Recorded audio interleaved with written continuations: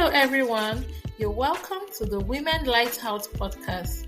This is a community for purpose-driven women who desire to live their dreams and aspirations.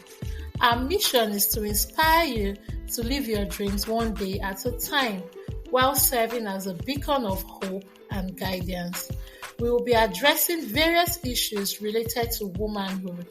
Join me as we explore our journey of life together. I am your host, Women Hamilton. Hello, ladies. You're welcome to another episode of the Women Lighthouse podcast. It's always great to have you tuning in on the show. Today, we're exploring the topic on how we can thrive as working mothers. We recently hosted a monthly mentorship webinar where we invited Mrs. Nelly Ayua to come talk to us and mentor us on how we can thrive as working mothers. We know that we are in a generation and a dispensation where we have majority of the workforce being occupied by women. And many times as women, we struggle with how to create a balance with succeeding as professionals in the career or business space, while also not dropping the balls of motherhood. And a lot of mothers experience what we call mom guilt. So today, Mrs. Nelly is going to show us how we can thrive as working mothers and both excel professionally and personally.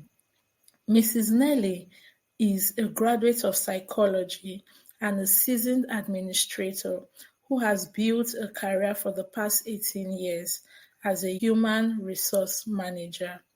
She's also a pastor and the founder of a family prayer ministry called Daughters of Virtue.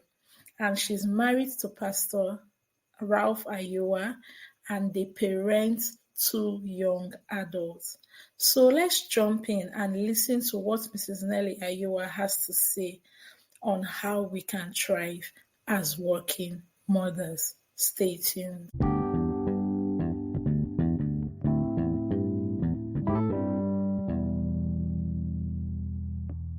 Thank you for the privilege. Thank you for the opportunity. I'm really honored to be here tonight. I'm a firm believer in nothing just happens. You find out that in the Hebrew vocabulary, there's no word for coincidence because there's absolutely no coincidence with God.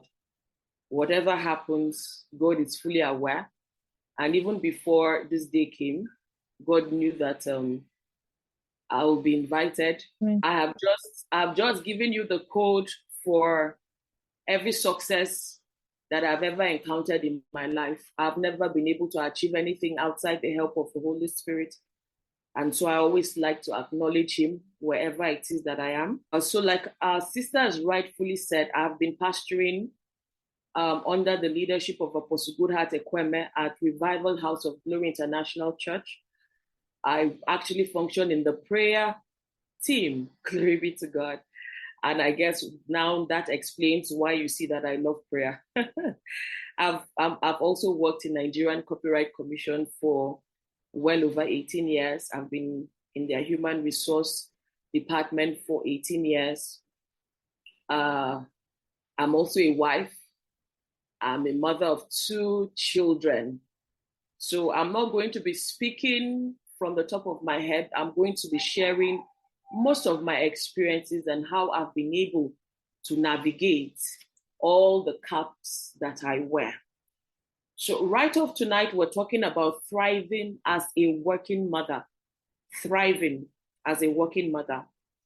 Our sub-thing says, mastering the art of achieving fulfilling career without compromising on meaningful parenthood. When you hear the word thrive, it actually means that there is an environment that is not really conducive. However, in spite of that environment, something seems to be flourishing, something seems to be thriving, something seems to be blossoming, right? Already hearing thriving as a working mother, I'm sure you already know that that is a Herculean task.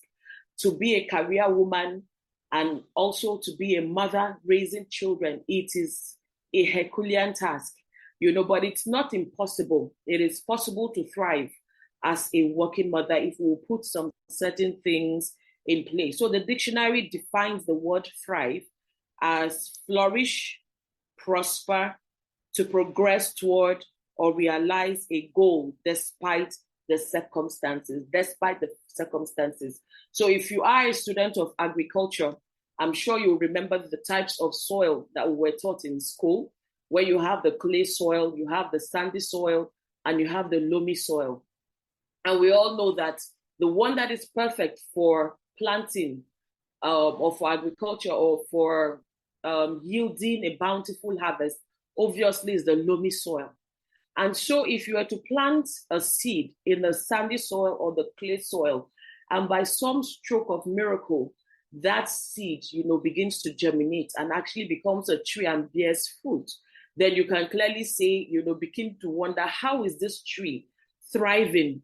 Because we know that the original soil for growth is the loamy soil and not the clay soil. And that is how sometimes it feels as a working mother, that there are circumstances around us that don't seem to be favorable, but somehow, our heads have to be lifted and somehow we have to make it work by the help of God.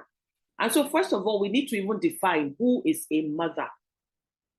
Who is a mother? A mother is a life bearer. A mother is a life giver. We bear life for 9 months. We carry life within us for 9 months. A mother is a life nourisher.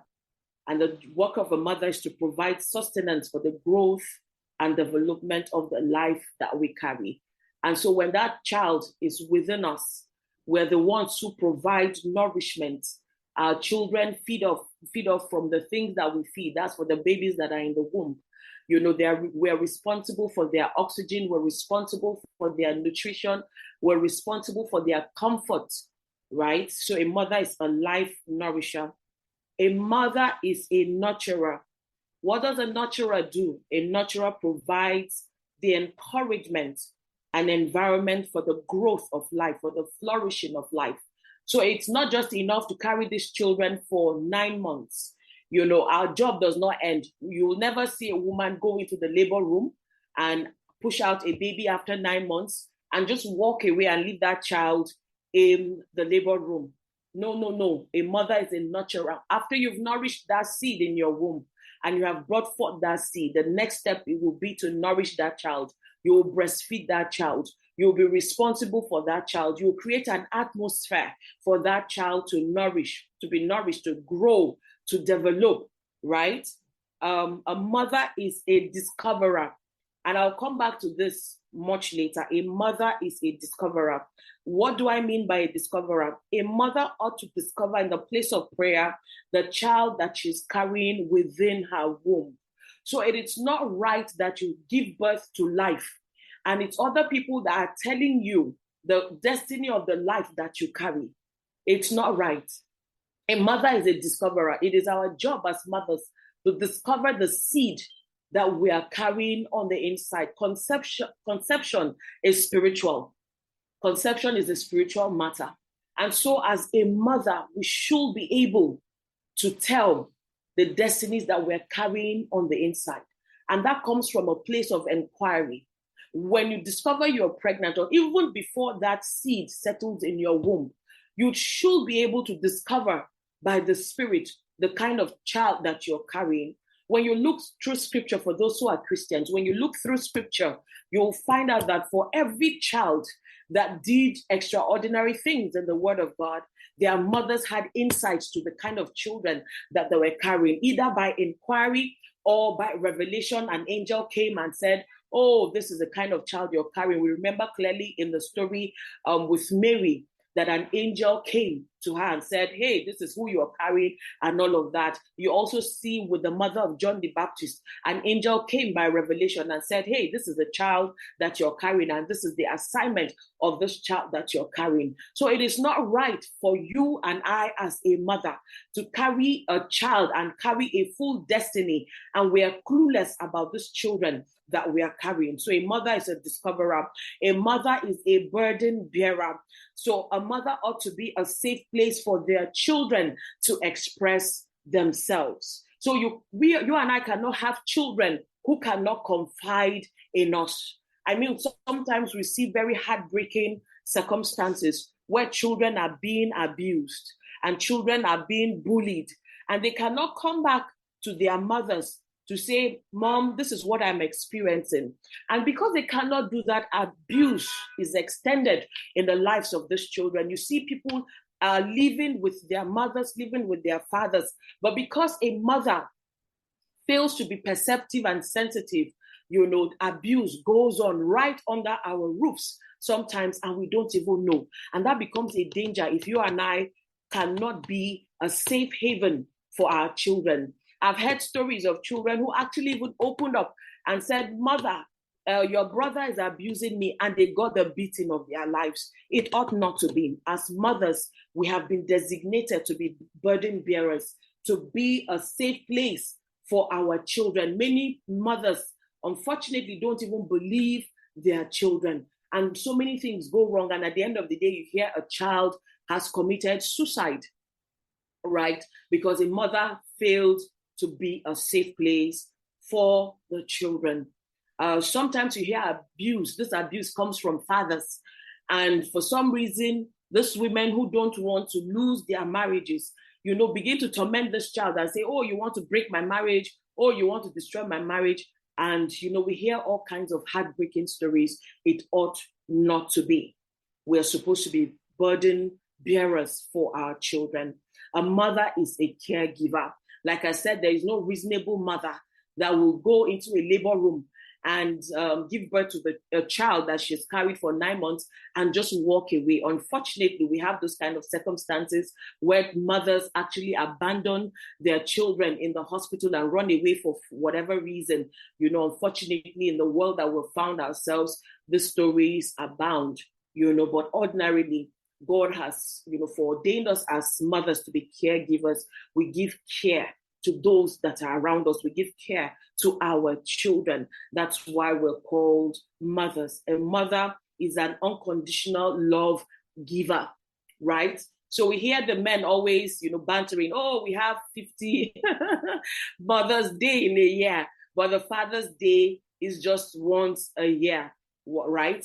Because clearly, in most situations, of course, we have some fathers who are very exceptional and they are very involved in the raising of their children, rather. But you see, most of the time, what you'll find out is that the mother is the unconditional caregiver. So even when the father gives up on the child, even when the father wants to turn away from a child, the mother's love is steadfast because God, in His nature, has crafted us as women, as mothers, to be unconditional love givers. I remember a situation with my immediate elder brother when we were growing up. This guy was, and is still a very brilliant young man. But for some reason, he was a science student and he was not paying attention.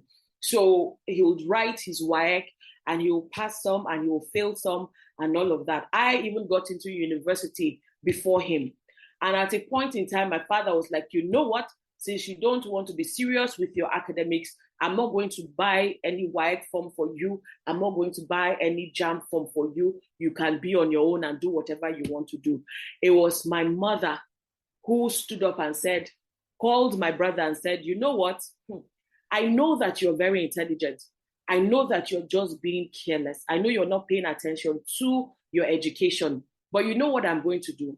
I'm going to buy that GCE form for you. I'm going to buy that JAM form for you. And I'm going to give you one last opportunity to redeem yourself.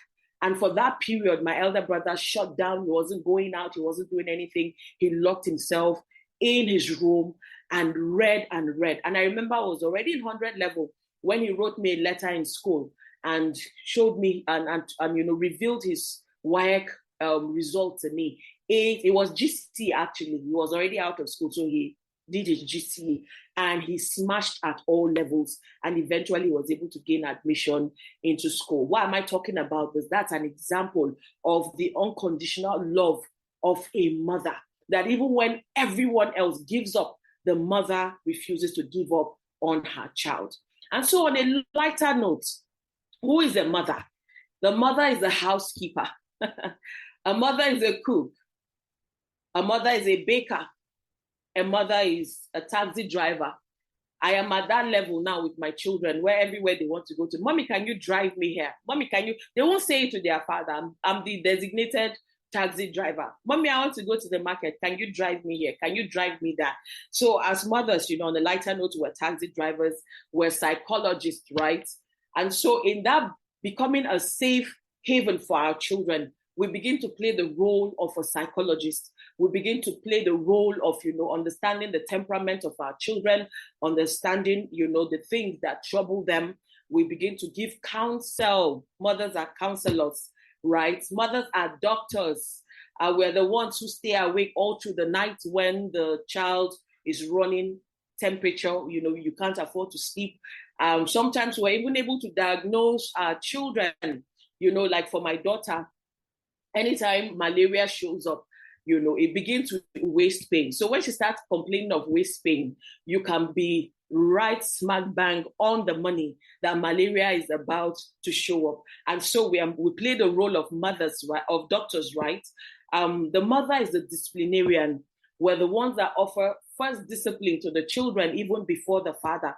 Guess what? Because the children spend more time with us. And so we find ourselves playing the role of disciplinarian. A mother is a teacher. You're the first school that your child will come in contact with, right? So we're the first teachers, we're the first life coach towards our children.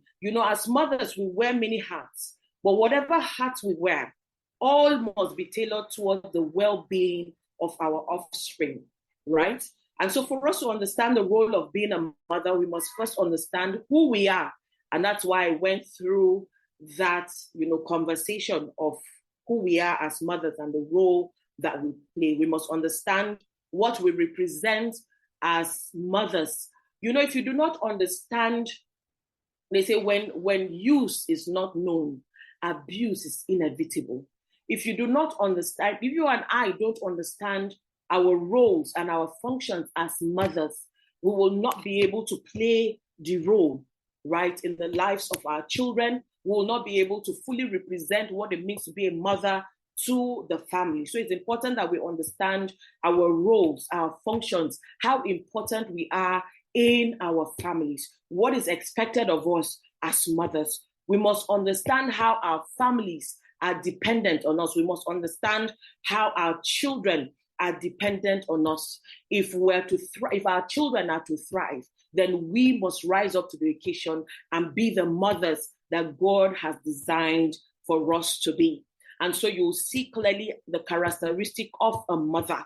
A mother is loving, by our nature and how God has created us. We're naturally soft. Although there are people who have become hardened by life's experiences, right? But ordinarily, God has created us soft. God has created us sensitive. God has created us caring.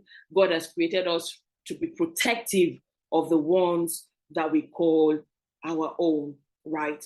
And so let's begin to acknowledge the world that we're living in today. So I remember many years ago, for example, for my mom, when she got married, my father was like, you know what, let me handle all the bills.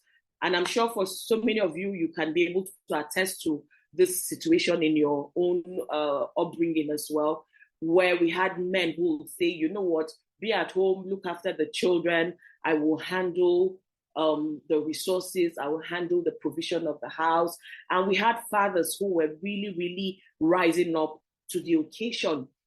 Our money in Nigeria had value at that time. So our fathers could afford to. I grew up in a house where when we're on holiday, we'll be like 24 in my house, all on the bill of my father.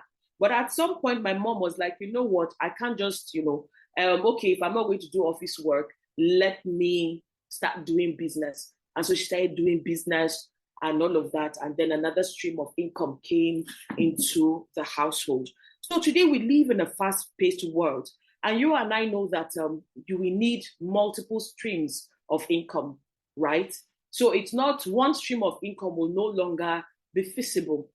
The situation where men will say, oh, be at home and let me bring in the resources. We know the challenges that we're facing in Nigeria today and the world at large. And so that system will, barely work right now because the mother needs to pull in her weight.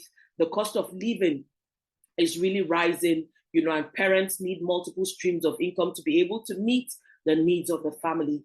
There was a time, like I said, some men used to tell their wives to be at home, stay at home mothers, because their income could cater to the needs of the family. But in this situation where we are right now, the mothers have to work. The mothers have to also go and pull their weight and all of that. So it has become imperative for us as mothers to work to add value to the family.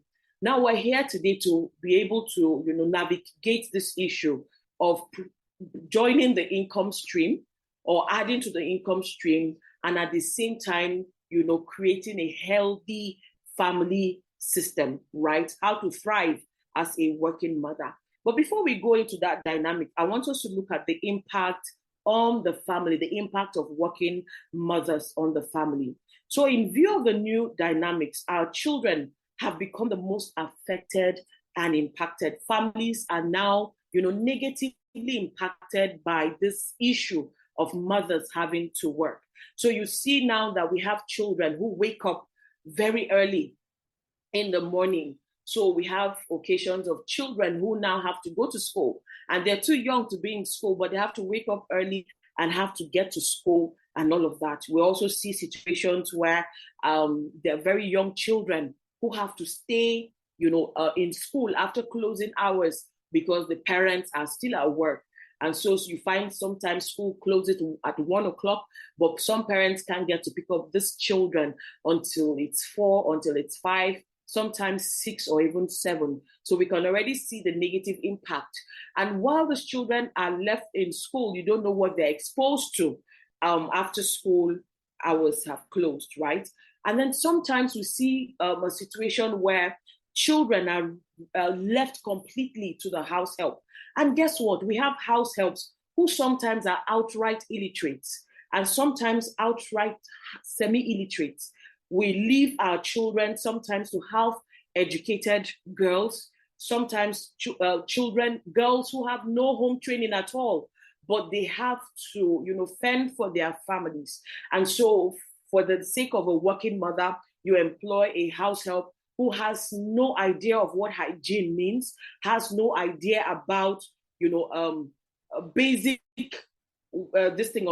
basic knowledge of raising our children. But sometimes we bring these girls into our homes and we expect them to do extraordinary things, and we don't know that this house girl or house help or nanny or whatever they are called, they will bring in what they know. We can't give out what we don't have. And so sometimes our children are exposed to these girls with their lack of upbringing, lack of knowledge, lack of knowledge about hygiene. Sometimes you have children who are exposed to pornography, exposed to homosexuality, exposed to so many vices because we have left children to people who themselves have not been trained or raised properly. And so we're looking at the impact of this on the family. Not only on our children, sometimes we have working mothers who become too tired to be wives to their husbands. You've spent the whole day in the office, you come back home, you have to attend to the children. By the time it gets to attending to the husband, it becomes very difficult. You are too tired, and rightfully so, because you have had a stressful day at work. So this thing is, negatively impacting the family life. And then we go straight to work-life balance. Work-life balance. Is it easy to be able to balance our work life, and our family life? It's not easy. I'm going to tell you right up front. It's not easy. And as mothers, none of our balls should fall. And that's why we're talking about work-life balance, right? Is it easy? I'll tell you off the hat, it is not. Is it impossible? It is very possible. Yeah, if we'll put ourselves to it. So when we talk about work-life balance, what are we talking about?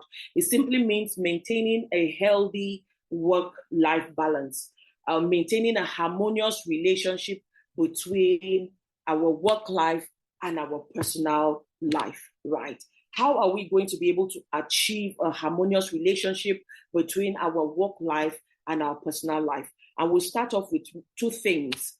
It will involve prioritizing self-care and well-being. And the second thing will be consciously managing our time and energy, prioritizing self-care and well-being. I'm starting off with that, because if you're not a healthy mother, and I'm not a healthy mother, we will not be able to produce healthy children. We will not be able to produce anything healthy at all. It will show up in our workplace. It will show up in our family life, right? And many mothers are guilty. Many of us as mothers are guilty of neglecting ourselves, right? And so you find out that so many times as mothers, we're dealing with diverse health challenges. You find out arthritis is common with women. And many of us don't know that arthritis comes from stress. Many mothers are hypertensive, and that's because there's poor stress management, right? Many mothers are dealing with mental health issues, and that goes to show how much as mothers we neglect ourselves, right? We look after the father, we look after the children, we meet up our targets at work, and then in the whole equation, somebody is lost, the mother. If you and I don't consciously take out time to prioritize our self-care and our well-being, at the end of the day, it's going to affect the quality of our lives. It's going to affect our quality on the job. It's going to affect our delivery at home. It's going to affect every area of our lives. So it's very easy to get lost in the rigors and routine of life. A mother who is sick will not be beneficial to anyone, because we cannot give out what we have. So you and I must be conscious of our health and our well-being. And when I talk about our health, I talk about our mind, our body, our soul, our spirit. All segments of our lives must be nourished, right? And first off, I'm going to tell you to prioritize your spiritual health, right? Prioritize your spiritual health. Everything flows out from the force of your spiritual life. If your spiritual life is full of darkness, it is going to affect every other aspect of your life. You must be somebody who is mindful of your spiritual life. Like I said in the beginning, it is not right as a mother that you're carrying a seed, carrying a child in your womb, and you don't know the destiny of that child. You don't know what that child has been sent to you for. What is that? What does that child represent? What is the mission of that child?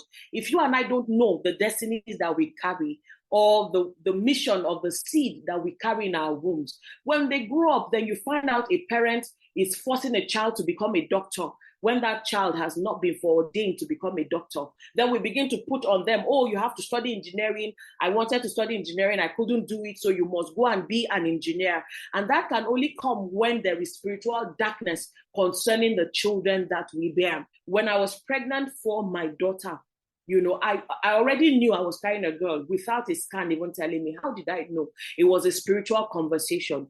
God already told me I was carrying a girl child. I will sleep and I'll have revelations. I will see that I'm carrying a girl child. I knew who that girl was. I knew her destiny. I knew what God, said concerning that child.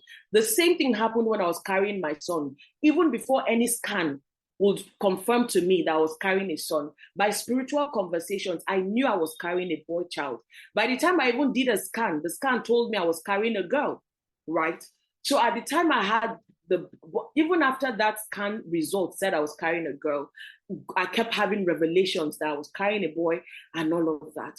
Right up until their school, when it was time for these children to go to school, I already knew by divine direction where these children ought to be.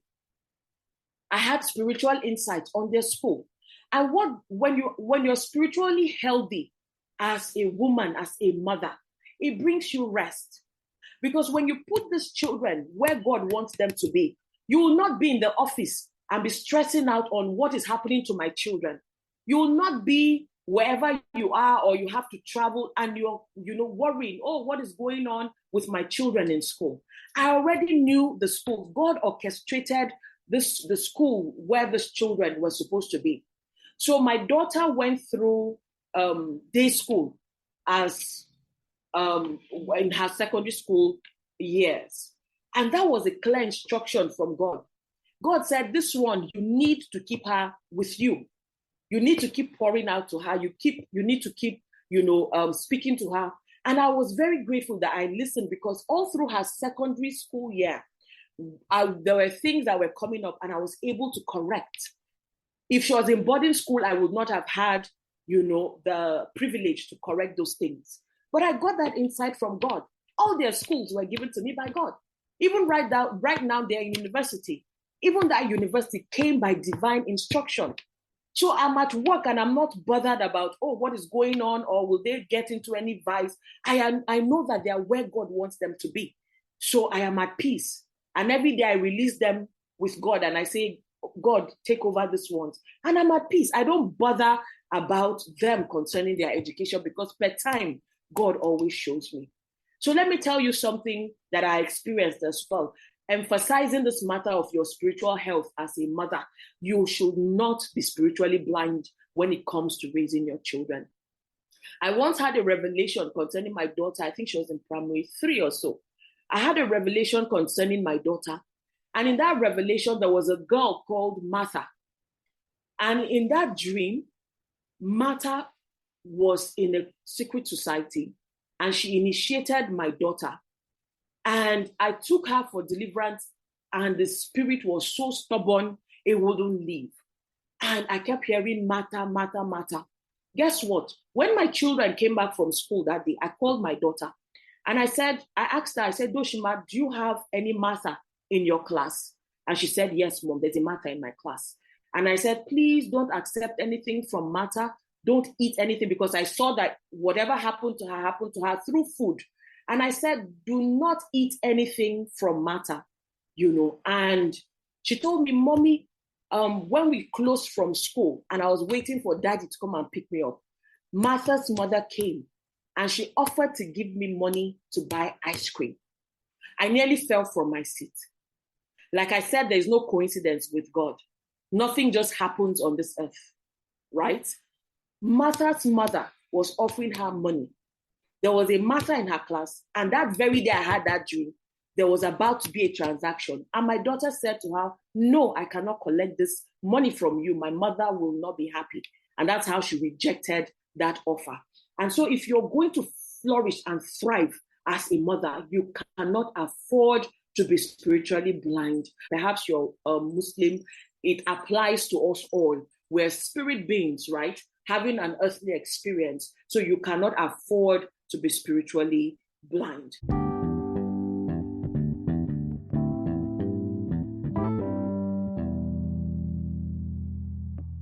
We cannot also neglect our self-care. Many times you hear stories of mothers, collapsing, mothers fainting, mothers die due to stress, right? I once came across a doctor. He wrote an article and he spoke about a woman who he attended to. And by the time they opened up this woman, her organs were so charred and so scarred and all of that. By the time they got through that surgery and he was making inquiries, this woman, does she drink alcohol? They said no. Does she smoke? They said no. The husband said she doesn't drink, she doesn't smoke and all of that. But you see, her organs were so damaged. Where is all of this coming from? Many of us don't know that when we don't flourish mentally, our brains produce what they call cortisol.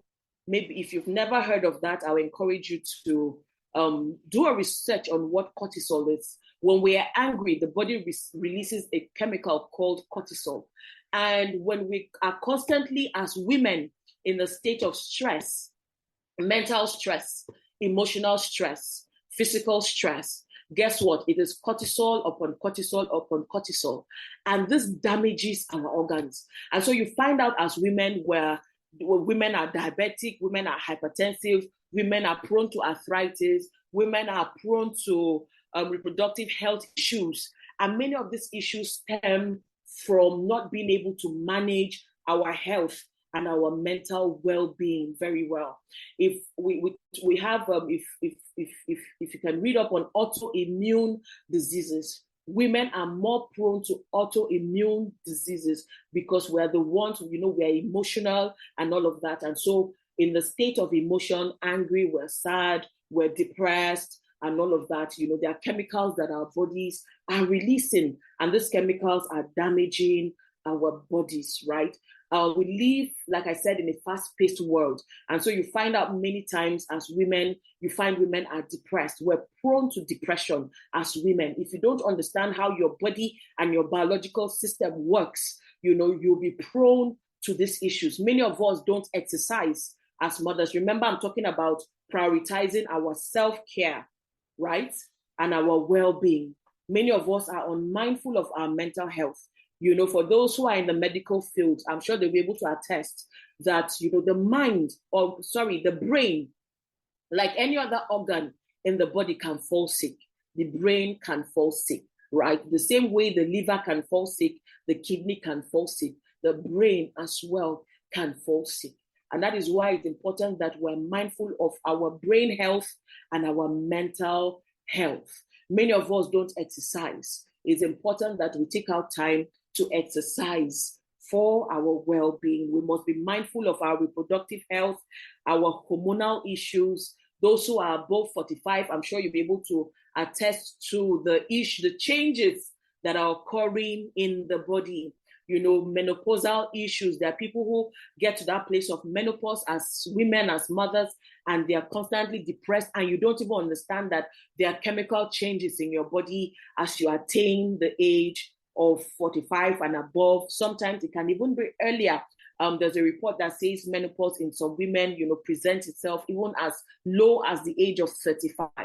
If you're not in tune with your body, if you're not able to read, the signs that your body tells you, you and I can get into a lot of trouble. So it's important that we're mindful of our reproductive health. It's important that we go for constant checks and all of that. I know in Africa, many of us don't like to go for checkup. And that is why many times when they discover things in people's bodies, it is advanced beyond the time when that thing can be remedied, right? So it's important that if we're to thrive as mothers in this time, it's important that we give ourselves the right health care. And also, in this part of the world, I studied psychology, like our sister rightfully said. I'm a student of psychology. I love psychology. My daughter right now is a student of psychology, and she's always, bombarding me. Mommy, do you remember this? Do you remember this? Psychology is such a beautiful course. I know in Africa, many of us don't like to go for therapy. But therapy is very, very key, very, very important. If you're going through a mental health or you have emotions that you cannot seem to control, it's important that you seek out therapy. Seek out therapy. Please don't suffer in silence. Don't suffer in silence. As women, we like to hold our own and just retain it on the inside. Please, I encourage you, don't suffer in silence. Reach out for help. Reaching out for help is not a crime. Yes, it's good to be mindful the kind of help you're reaching out for. And so I will always encourage professional help. If you need to talk to somebody, if you need to get a grip of your emotions, there's professional help. If you don't look for it, you will not find it. But even in this town where we live, they're very good therapists. So I encourage you, if you need to talk to somebody, seek for therapy. Also, we need to be mindful. We're talking about thriving as mothers. We need to be mindful of what we eat, our diet. There are certain things at certain ages that our bodies can no longer tolerate, right? We're prioritizing self-care first. Before we can look after anybody, we have to look after ourselves. So it's important that we're mindful of what goes into our mouths. We are what we eat. Many of us don't check our calories. Many of us don't check what we eat. Everything just goes in. But there's a particular time in our lives, most especially from that age of 40, things begin to rearrange themselves once we cross 40 as women. I found out after the age of 40, I needed to rearrange my diet. I started having to take high fiber. There are things that when I eat, it no longer agrees with me. But when I go for high fiber things, my body is calm and all of that. You need to be able to read your body, be able to read what goes into your body. How does your body react to food? You need to watch your diet, as well as avoid toxic situations, both in the workplace and at home. Avoid toxic situations as much as you can. As much as lies within you, avoid toxic situations. Avoid toxic work situations, right?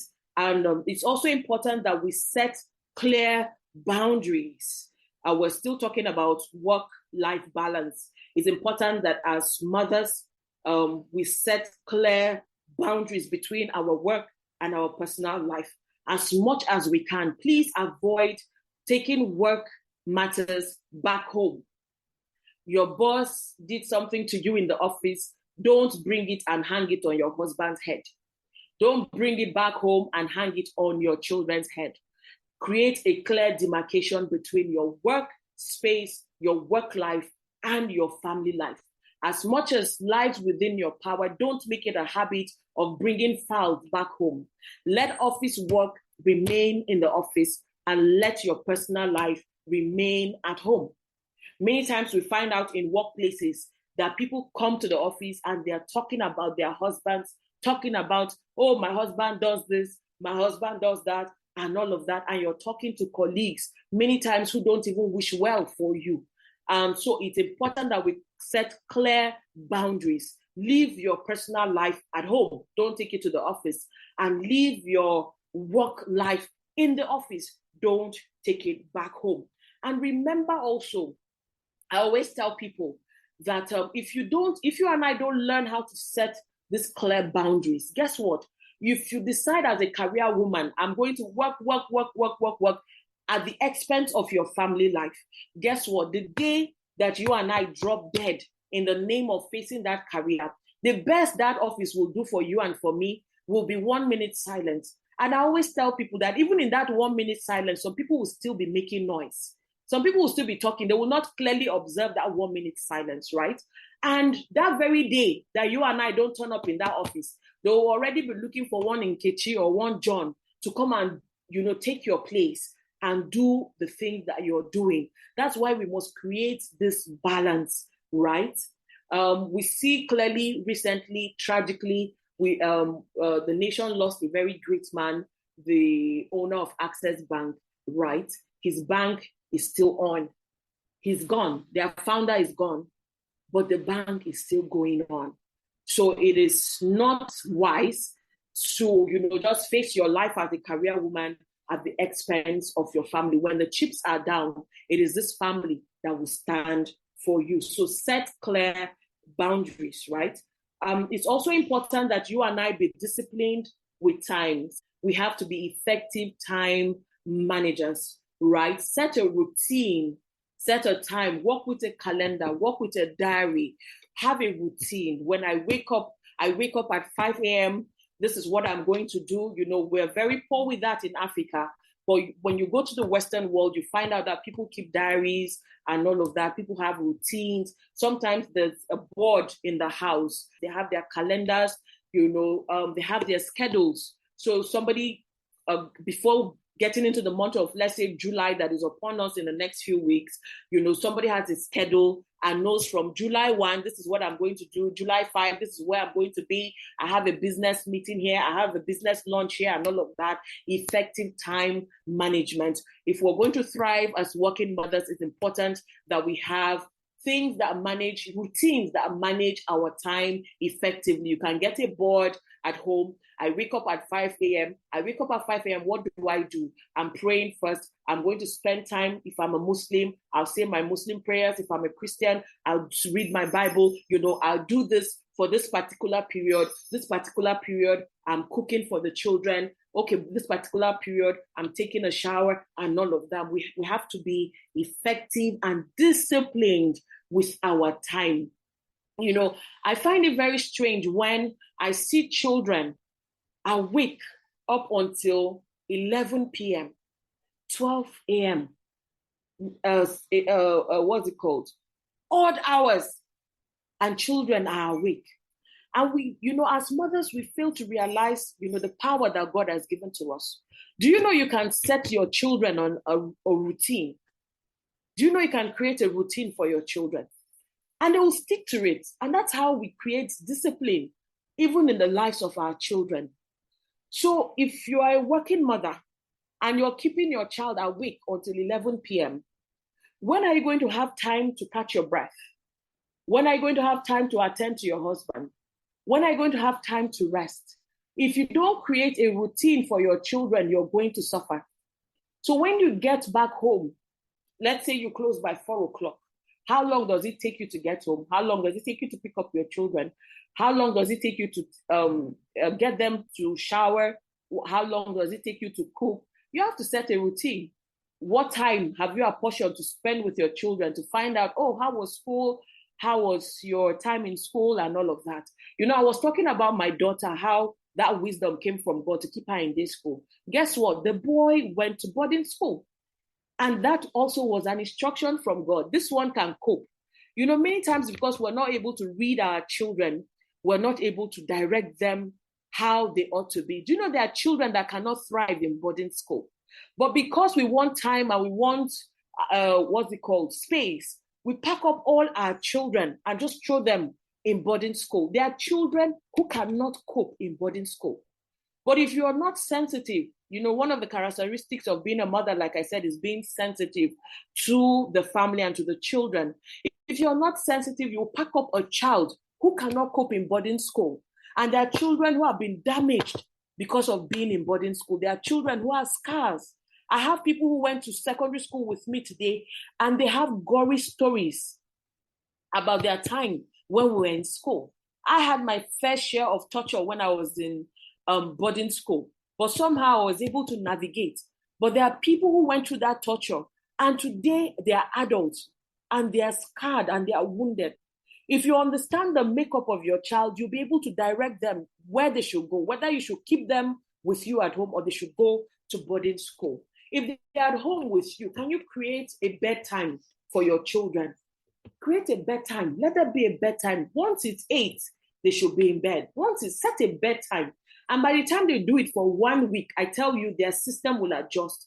And when they are asleep, you're able to attend to every other thing, catch your breath, and all of that. It's important that you and I are disciplined with our time. We have to learn how to be effective time managers if we're going to thrive. Like I said, get an organizer, get a board, organize your time, have a plan, allocate time for your activities, right? One of the things that also helped me when they were younger, once it's August in my office, they know, Messiah, you're going on leave. August, it was stamped. You will not see me in the office in August. Their long break was my long break. I will take that break and I will spend time with them. I will catch up with them. Imbibe all the things I need to imbibe with them. My system may work for you or it may not work for you, but we must create time as parents, as mothers, to be able to, deliberate, be intentional, to be able to spend quality time with these children. Remember, before you know it, they're out of the house. And once that time is lost, it is completely lost. So you can choose what system works for you. I just said, this was what worked for me. You may learn from it. You may create your own time. You don't have to go my way. Please look at what works for you and make it happen. Right. So we'll now look at common obstacles faced by working mothers, right? To thrive as a working mother would be a Herculean task if you and I don't have an understanding spouse, or if we have an equally busy spouse. It is important as a working mother to have an understanding spouse. I recently heard of a case of a lady who used to spend long hours. I think she was working with a PEMSEC, and she used to spend long hours at work. And it became a problem. This husband will so beat the living daylight out of this woman, go to her office, make trouble. Oh, the PEMSEC is sleeping with you. This woman went through hell. And unfortunately, that story ended on a very bad note, right? There was a day that she came back home and this man attacked her. And in her self-defense, she used something on this man, and that was the end of his life. The case went to court, but the lawyers were able to argue her case because there was clear evidence of abuse. There was clear evidence, people in her office were testifying of what the man used to come and do to her in the office and all of that. So if we're to thrive as working mothers, it's important that we have an understanding spouse. And sometimes we also have equally busy spouses. So somebody's asking, so if I don't have an understanding spouse, or my husband is equally busy, what should be the way forward? Can you create a support system? Can you create a strong support system? God never made any of us to be an island. You and I need one another. Can you prayerfully seek for friends, real friends? If you are in a community where your parents reside and they can afford to chip in their help from time to time, please use it. If you have a friend who is trustworthy, who is reliable, please use that network. There's a reason why we are community people, create that strong community system, create that strong support system. People that you can comfortably take your children to, and you're not wondering what will happen to my children. You can have a sibling, you can have a parent, you can have a friend, right? Prayerfully consider getting a strong network system.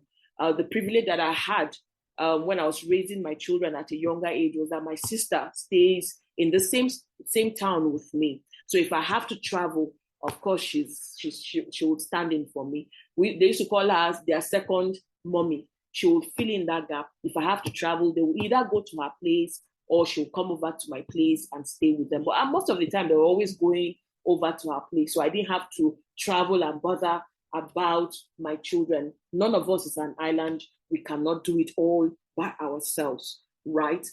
We can also create a system. Many times we hear working mothers, have issues with maybe cooking and all of that. And there's a reason why we're working. If you can contract out your cooking to somebody over the weekend, you can get somebody to come to the house and cook in bulk and store in your freezer. Whatever works for you, reach out for help.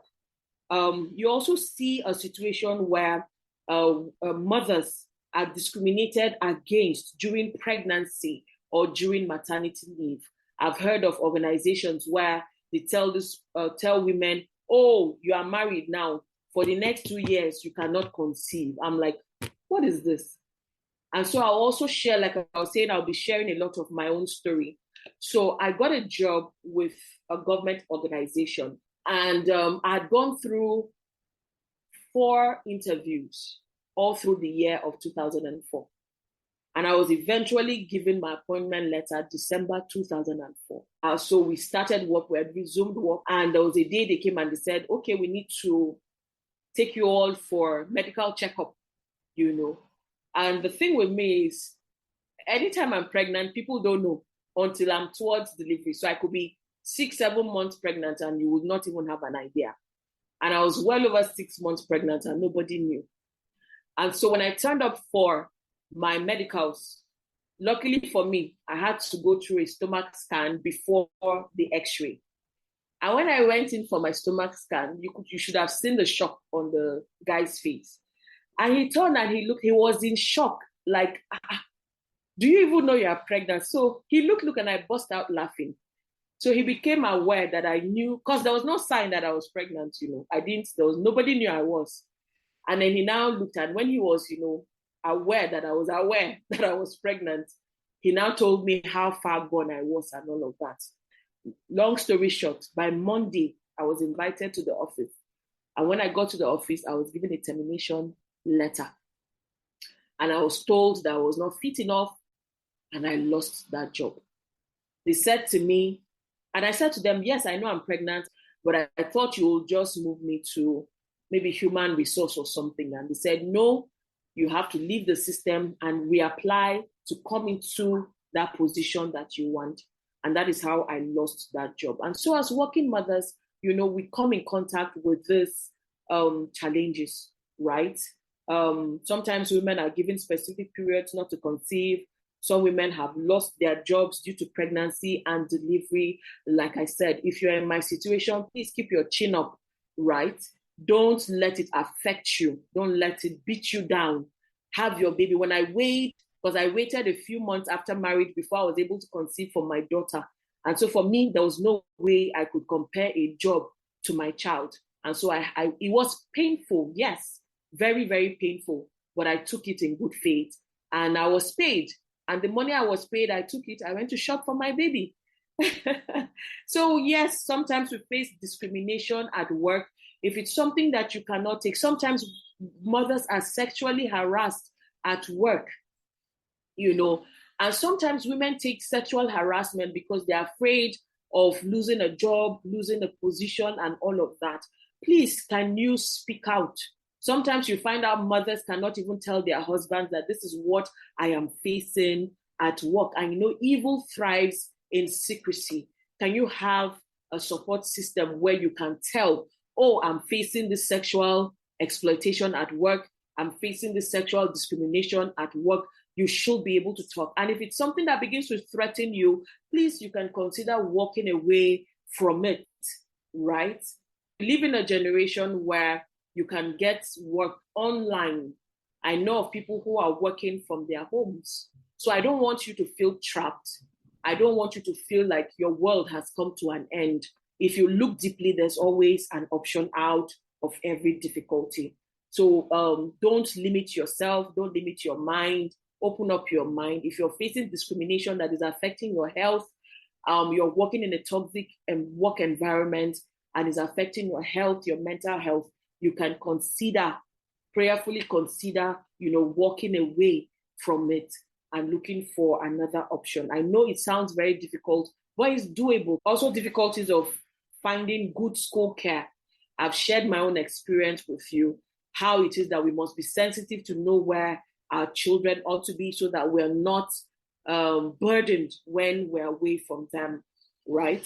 Also, I recently heard, she's a pastor now, but she used to work in a bank.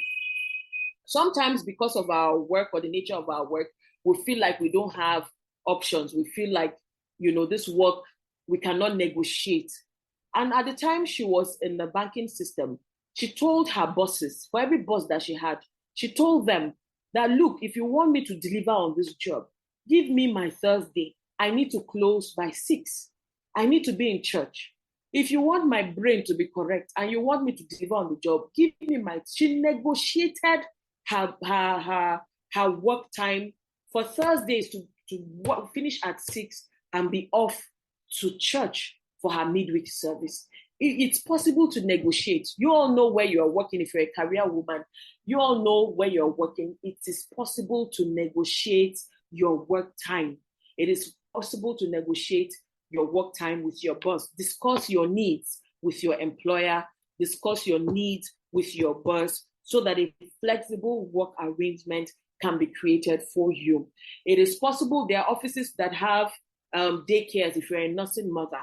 Is it possible for you to negotiate with your office establishment for a daycare to be created in your workplace that enables mothers to be able to bring in children and all of that. You never can tell. Many times we don't try things and we give up. Is it possible that if you don't have a daycare system in your office and you're a nursing mother, is it possible to propose one to your management and see the possibility of that coming to be? Is that there's also a possibility of working out a flexible work time for you. So you can arrange with your boss. I work in the civil service, and it's deliberate because it gives you enough time, flexible work hours.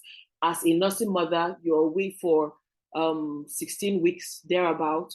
And when you come back, you can be at work up until 2 p.m. And after 2 p.m., you're released to go and attend to your baby. And that's one of the things that civil service provides for us as women. I understand that some may be in a private sector, but it's still not impossible. Discuss the possibility of having flexible work arrangements with your boss, right? So guidance on pursuing career aspirations while being an engaged parent. I'll just give guidance, right? It might be of help to somebody. In pursuing a career as a mother, we have to intentionally weigh the cost. What will it cost me?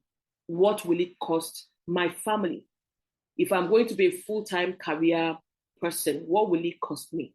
Like I said, I'm going to be using myself as an example. It may not necessarily be your situation. It may not necessarily be what you can do, but it will give you an idea. So for me, my personal decision was this. I took the civil service job to give me time to nurture my home, nurture my family, flexible work hours. I've always had very understanding bosses. I've been able to work out flexible work hours. Anything pertaining to my children, I always have that express permission. Go and attend to your children, maybe health and all of that, And one of the things that I said to myself, because I'm an avid reader, I love to study and all of that, I told myself, hey, I'm going to pause myself. Yes, there are trainings that I've attended on the job because I work in human resource management. I have to travel for training and all of that. Yes. But my major push with education, I said, I'm putting it on hold. And in the next few months, hopefully, I'm going to return back to the four walls of a classroom to further my education. I made that sacrifice for my children because I was able to have a mother who made that sacrifice for us as children. You said, you know what? You go and be the degree that I don't have. So I had a frame of reference and I was able to do that. Can you look at your own life, look at your own career, look at your own space and decide what works for you? For me, my children, my family will always be my priority. And so whatever I'm going to do will work around my children, work around my role as a wife and as a mother. So if you have tender children, you may decide to choose a career that is flexible for their early years, a job that will, enable you to be all that you need to be at work and to also have that time to spend with your children.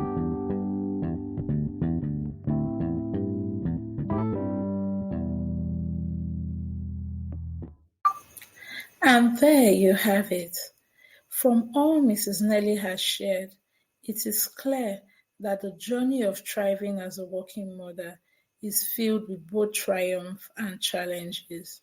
We've heard her inspiring story and gained valuable insights on how to successfully navigate the complexities of being a working mother. I want you to remember that there is no one-size-fits-all approach to navigating this journey of being a working mother. Therefore, embrace your journey. I hope this episode has provided you with the needed encouragement, support, and practical strategies to navigate this season of your life.